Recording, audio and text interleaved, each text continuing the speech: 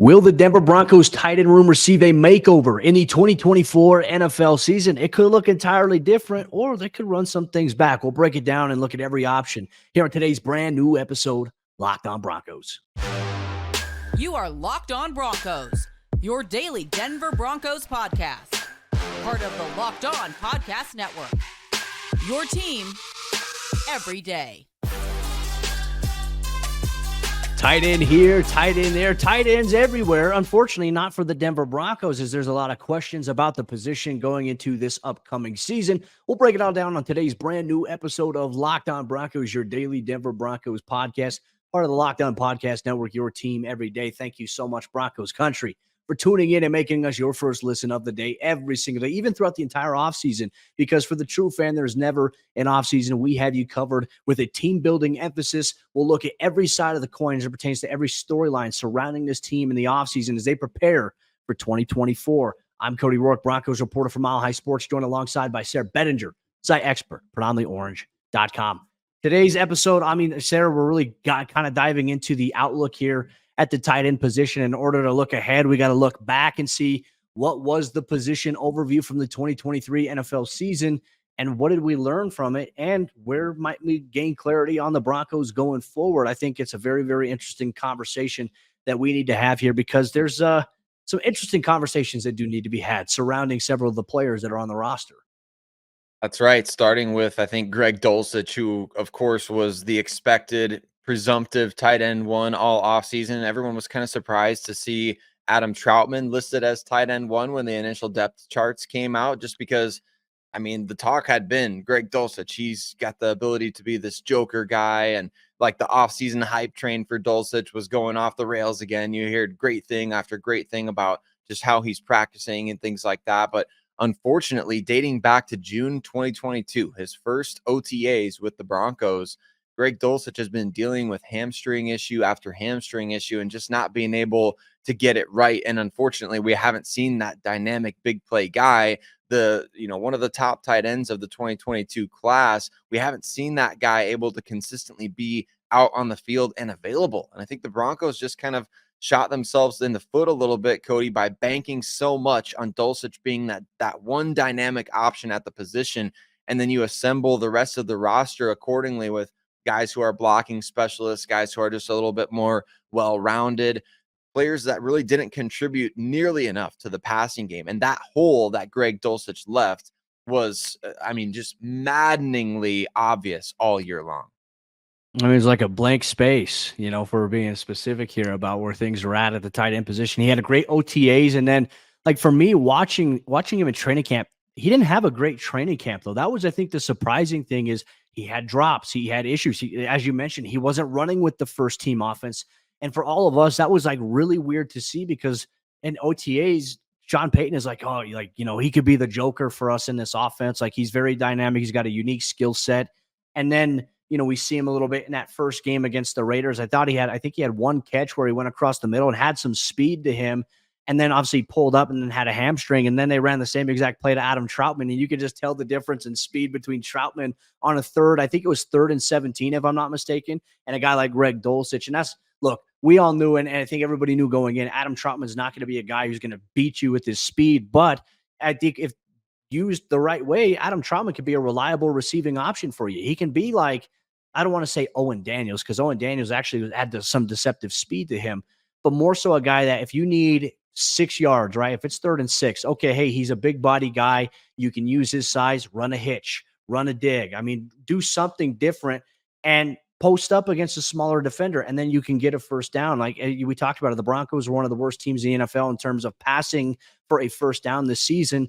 And I can't help but wonder if Greg Dulcich was healthy, would that have made a difference in terms of Denver picking up first downs in the passing game more consistently? I don't know. But Adam Trautman really was the only reliable option for them at the receiving position. And unfortunately, they couldn't even use him enough. It was at one point where Lucas Krull, who barely saw any action this season, immediately had a 30-something yard catch and was the second leading tight end receiver here for the Broncos. And that was at the end juncture of the season. I think that was against the Chargers on that road game where that became a reality. That is embarrassing. And Denver's contingency plans, look, Chris Manhertz, a big body blocker, only had a couple of receptions, never had a lot of receptions anyways coming into his 7th or 8th year in the NFL. And then they chose to go with Nate Atkins, who was inactive on a consistent portion of game days. And so for me, I feel like there were some puzzling personnel decisions for how the Broncos built their tight end room, especially when we go back and we have to rehash a sorry Broncos country. They let Albert Okwuegbunam go for, Nate Atkins. And to me, I didn't know if that was the right move when Denver just didn't have a pass catching tight end option. And unfortunately, with Dulcich being hurt, Denver could have used a guy like Alberto this season, contrary to some of the struggles he had that Broncos country wants to focus on. He could have helped them in an area they needed help in. He definitely could have, and he obviously didn't help the Philadelphia Eagles. I mean, I think he had 1 target the whole season, or 2 targets, something like that. So it was just not a mutually beneficial trade, I don't think, for really anybody in that instance. And so I'm with you, Cody, on that. I don't know what that means about the position group going forward. I know that we're going to discuss that, but it just feels like the tight end group overall wasn't nearly good enough. Like, was Chris Manhertz such a great blocker in 2023 that the Broncos are like, yep, can't live without that guy going forward? Was Nate Atkins such an asset that the Broncos feel like, yep, can't live without that guy going forward? Or the same question for Adam Troutman even. And I just think with the big question facing Greg Dulcich and his status, that could go a long way in determining what the team does at this position in 2024, which I know we're going to discuss. But it was just an ugly situation at this whole position group for 2023. I didn't like it. I know you didn't like it. We talked about it all year long. The Broncos not having a weapon. We saw, I mean, even with Russell Wilson's struggles in 2022, Cody, how different was it when Greg Dulcich was out there on the field for him? I mean, just immediately upon him getting onto the field against the Chargers in his rookie year, he was making an impact, and Russell was finding him, getting him the ball, and he was an outlet when Russ was able to break the pocket and find somebody. Dulcich was there a lot of the time, and he's able to create after the catch, and we just didn't see that from anybody else until Troutman made a couple plays late in the year, and we kind of joked about it on the show because it was like seeing a lunar eclipse or like witnessing a Yeti out in the wild. I mean, and I say that I'm joking. I mean, Adam Troutman, much better athlete than I'll ever be. But look, that's the reality of the situation for the Broncos. Didn't have a big enough difference maker as a receiver at the position. Didn't have that dynamic option. Not every team needs a Travis Kelce. Not every team needs a Mark Andrews.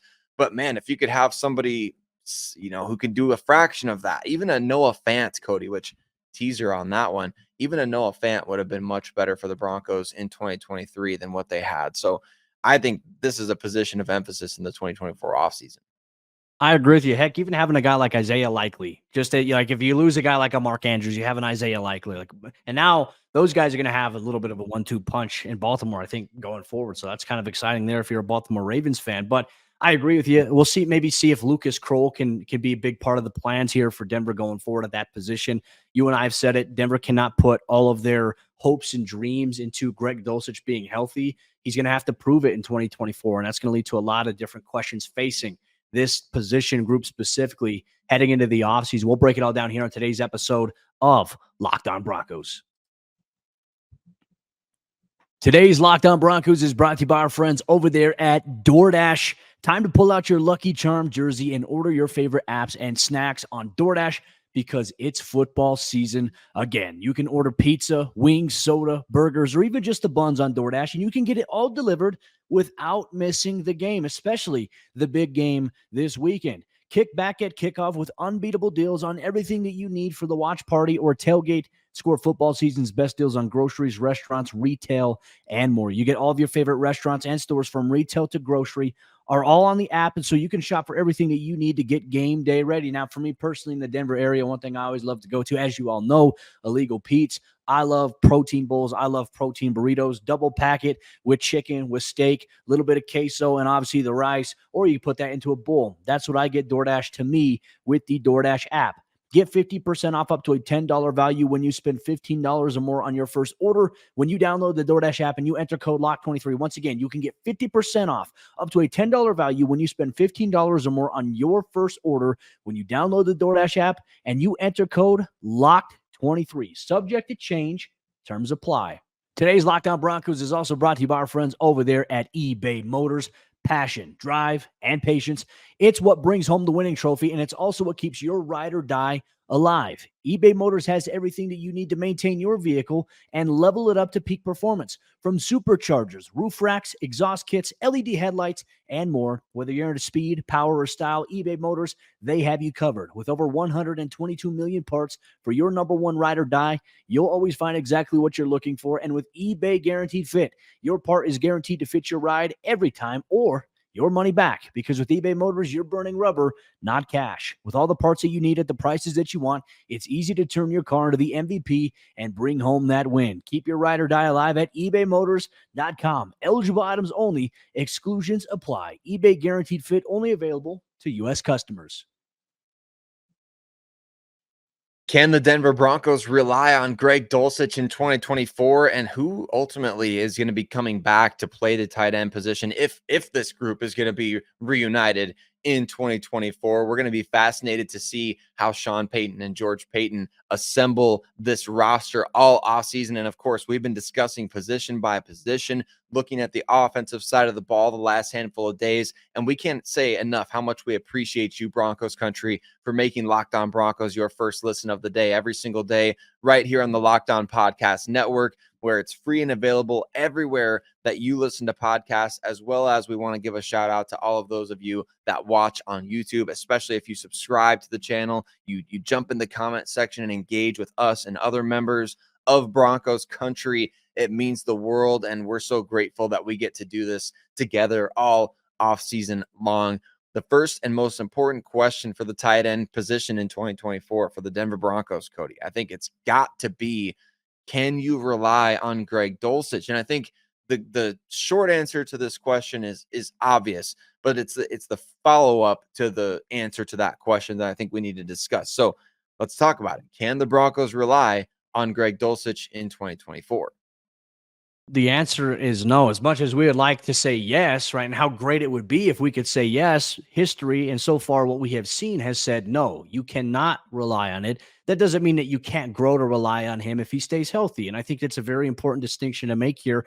But that does influence, okay, hey, if you've already figured out, like, hey, like we like Greg Dulcich so much as a player, he's talented, he can help us, but because he's been unable to stay healthy, we can't rely that he's going to be healthy. So we need to have a plan in place in the contingency, in the event something like that were to happen. And I think that's where things are at for Denver right now in terms of offseason discussion.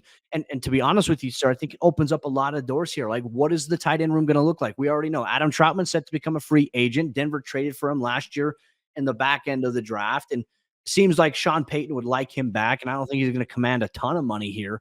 But then you also have Lucas Krull, who we had talked about as well, who I think he's got an exciting skill set. He's one of the tallest players on the team. He's one of the fastest players on the team. He's very athletic, and we saw bits and pieces of what he could do.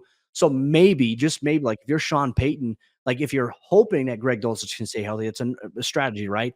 But if he's not, you need to figure out a way. Can you make Lucas Krull or Jaleel McLaughlin your joker guys in this offense? And I think Lucas has the skill set to be able to do it. And I think that's why Sean has pushed for him. We would have liked to see him a little bit sooner last season, but I think right now Lucas Krull probably might be the top option here for the Broncos offense at tight end. And that is interesting because he's relatively an unknown here. You see his skill set, you see his potential, but in terms of sample size and proven ability, right now it's a question mark. So to me, it's a gamble, and Denver, and in my opinion, has to invest in tight end this offseason.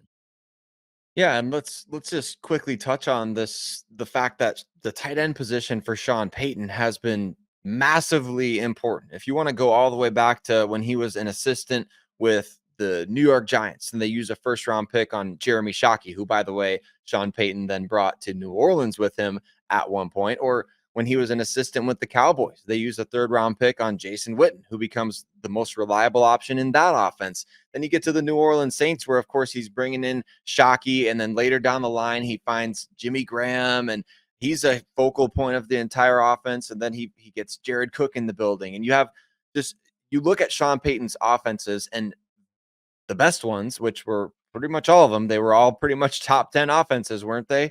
I mean, he's got stud tight end after stud tight end after stud tight end. The Broncos do not have that. And that's what we hope Greg Dulcich can be.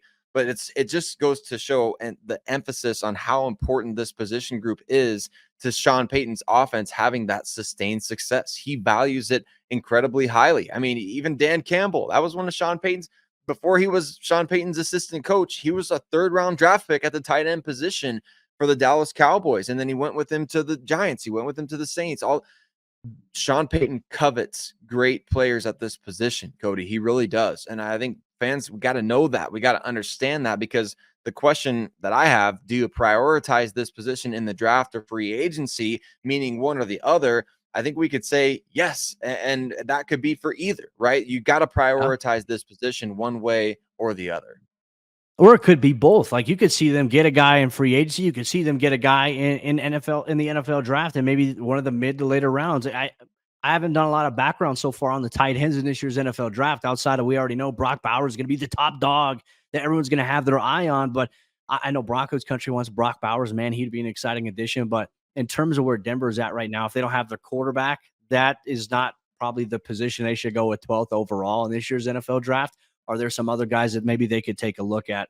That's where I think this conversation has to go, is like, what is Sean looking for? And I think for him coming into the head coaching situation last February, looking at the roster, doing the analysis, I think with Denver's limited assets that they already had going into the NFL draft, and knowing that, hey, like for Sean, he said, we need to get the offensive line better. We need to get a guard. We need to get a tackle. They went out and they did that. So they couldn't go out there and get another tight end. And they also thought, okay, hey, Greg Dulcich had a really good end to the season last year, even though he didn't get to finish the last few games due to the hamstring injury because of the Christmas Day game against the Rams.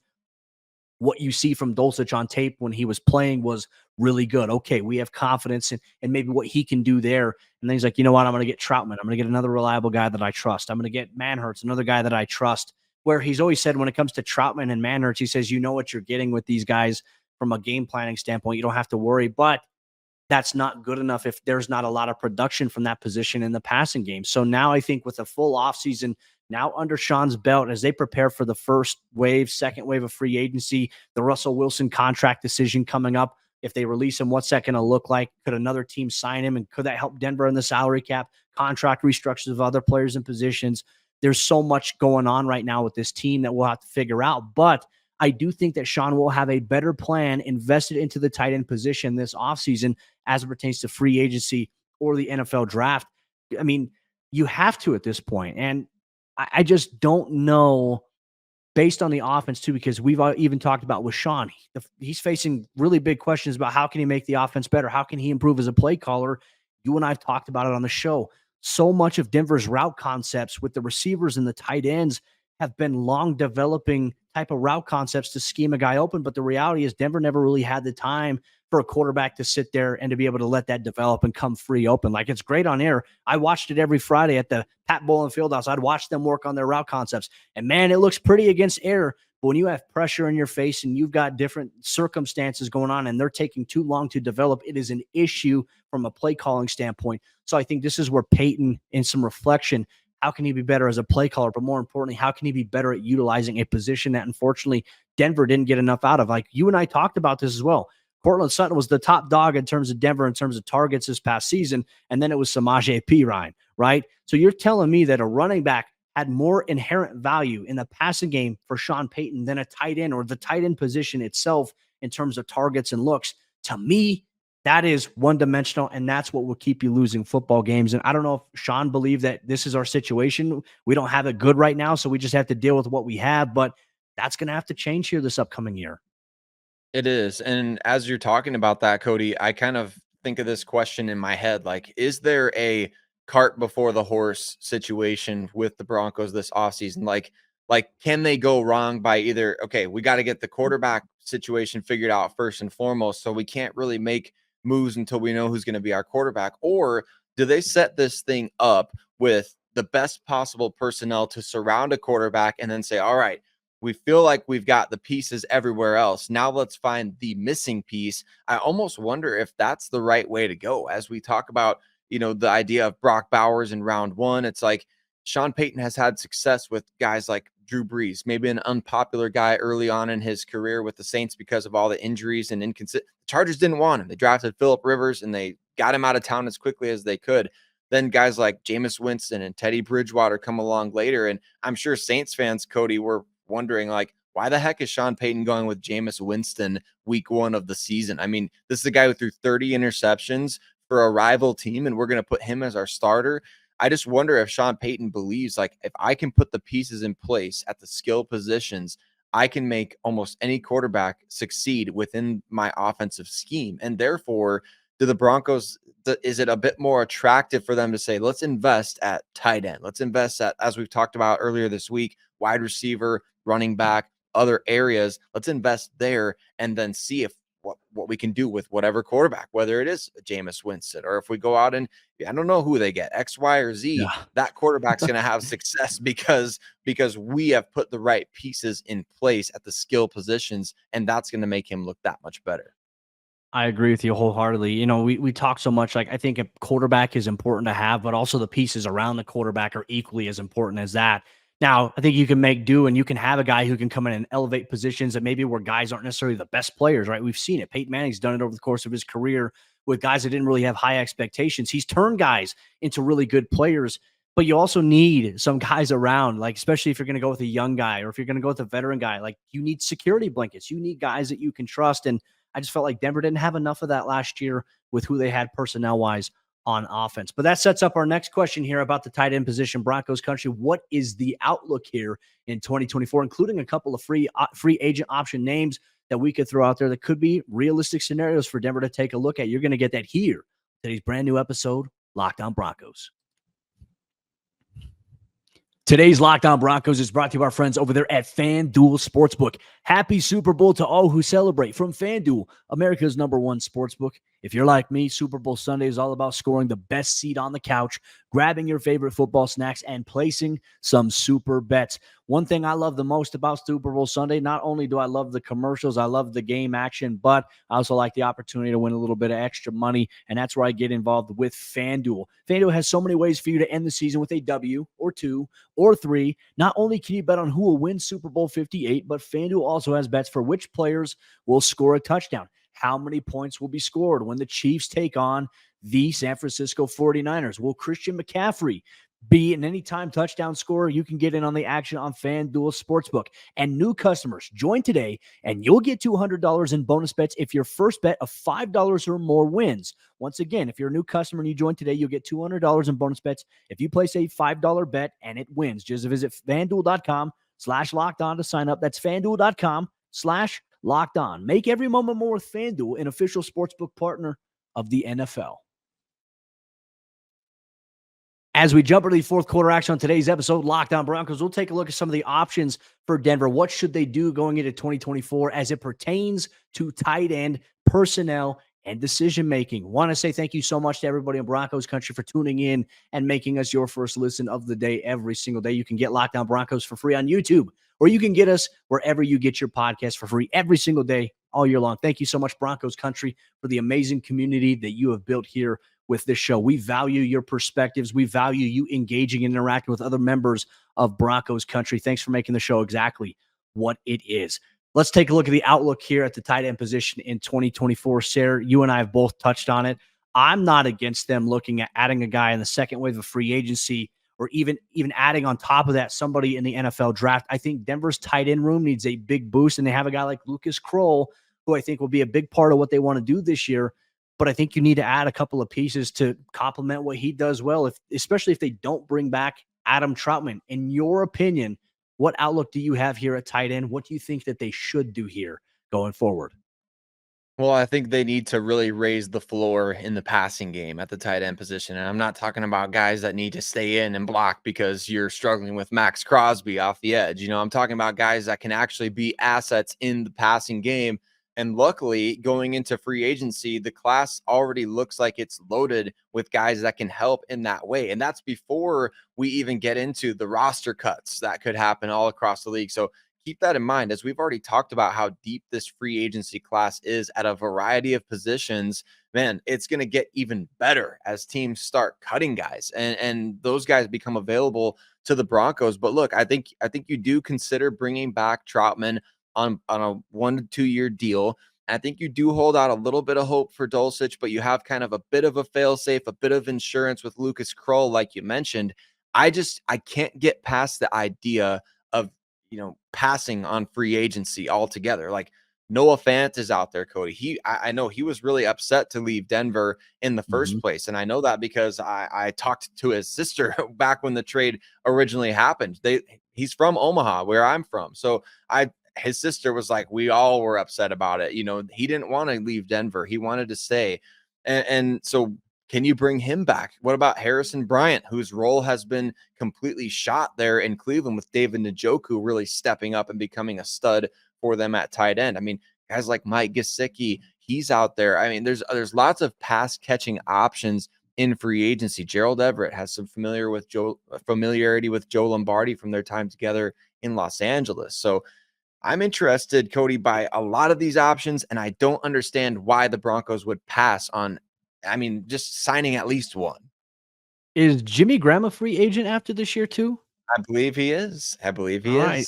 Shout out to our friend Ross Jackson of the Locked On Saints podcast, who often at times this past season called him Himmy Grant instead of Jimmy Grant. There obviously some former familiarity. I'm looking at it right now, according to our friends at Spot Track. He is an unrestricted free agent.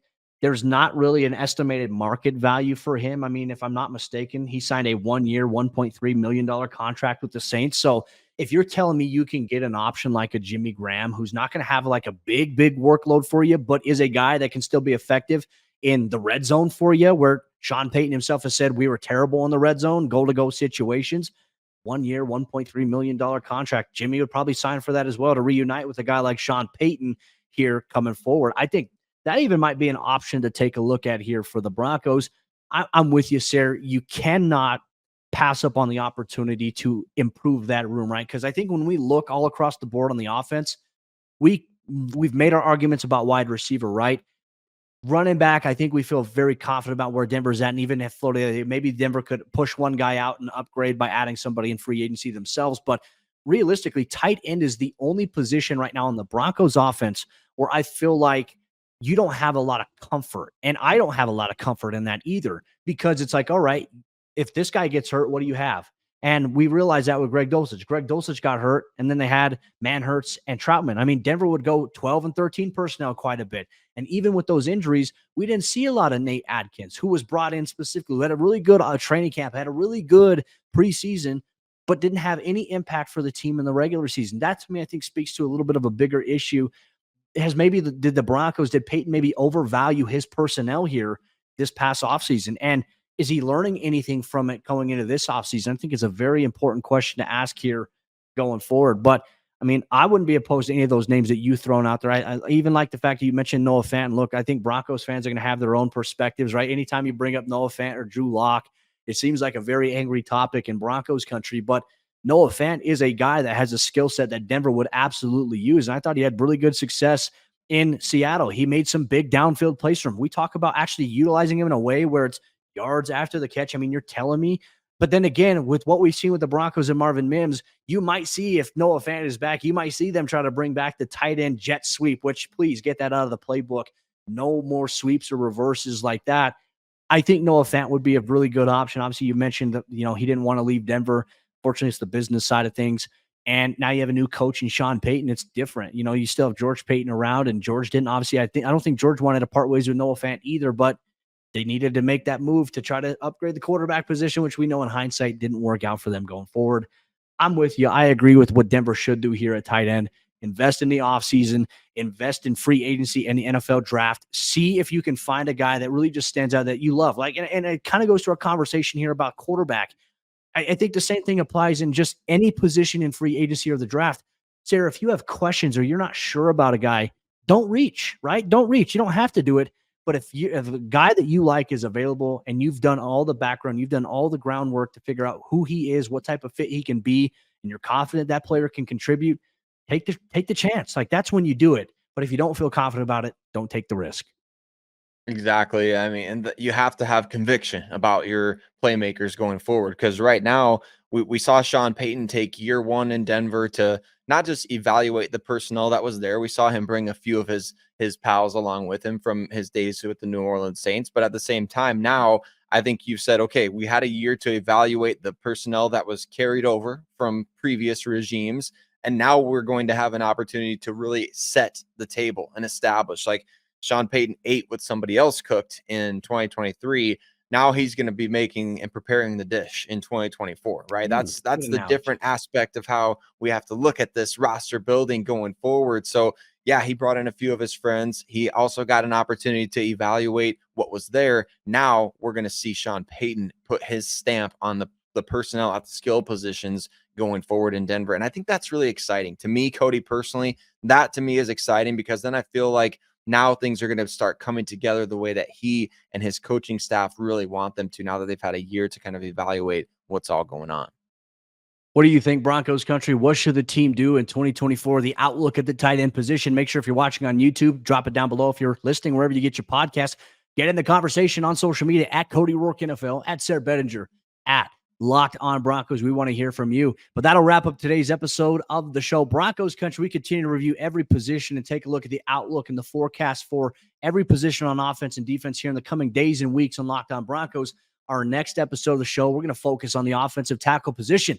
Will Garrett Bowles be back in Denver here in 2024? We'll break all that down on the next episode, Locked On Broncos.